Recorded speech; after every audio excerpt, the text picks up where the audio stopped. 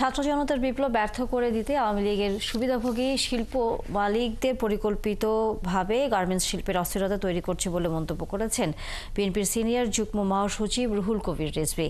সকালে রাজধানীর নয়াপল্টনে দলের কেন্দ্রীয় কার্যালয়ের সামনে বৈষম্য বিরোধী আন্দোলনের মৃত্যুর মুখ থেকে ফিরে আসা রিকশাচালক সাইফুল ইসলামকে আমরা বিএনপি পরিবারের পক্ষ থেকে নতুন রিকশা প্রদান অনুষ্ঠানে যোগ দিয়ে মন্তব্য করেন তিনি।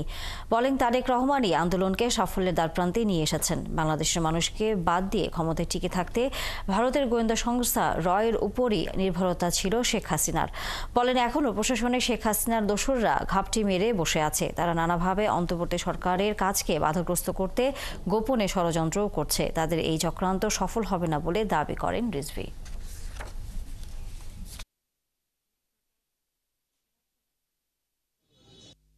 এই যে কাজগুলো করছে আমরা তো তার কিছু আলামত দেখছি।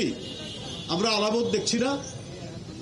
আপনার গতকাল একটা গোলমাল হলো সেই গার্মেন্টসে, এবং ঘটনা হচ্ছে যারা গার্মেন্টসের মালিক, যারা শেখ হাসিনার অত্যন্ত সুবিধাভোগী, তাদের গার্মেন্টসের লোকরা এসে অন্যান্য যেগুলো গার্মেন্টস আছে যারা নিরপেক্ষ অথবা বিএনপির সমর্থক যারা গার্মেন্টস, সেইখানটায় তারা হামলা করছে।